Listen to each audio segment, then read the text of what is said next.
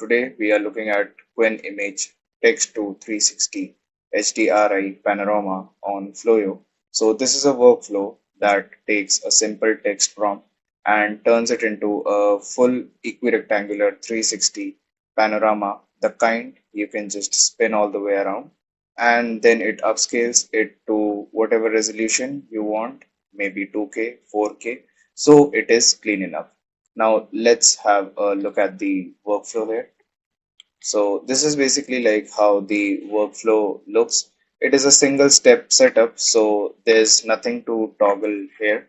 So the only node which you need to have a look at is the location prompt node. So this is the node basically where you kind of describe the scene which you want to get as an output.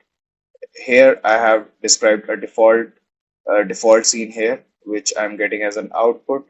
You can just go on and change whatever scene you want to get as an output. So yes, this is the main node which you need to toggle. And then moving on, we have the load diffusion model here, which basically loads the Qwen image model, which is backed up by a LoRA, that is our Qwen 360, which kind of gives the Panorama 360 effect here. And the empty latent is set to 2048 to 1024, which is, I guess, the best setting. You can just leave it to default. It works great with that.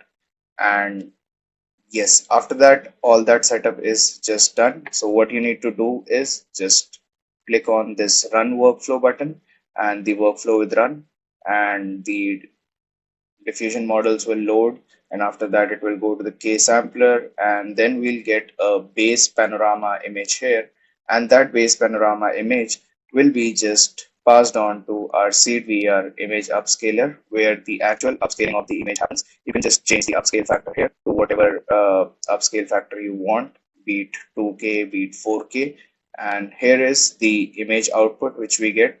This is just a plain image output. So the fun part of this workflow is this panorama preview node. So this is not just a plain image here. You can just go on, open the preview here, and you can see the whole 360 view of the scene which you have described.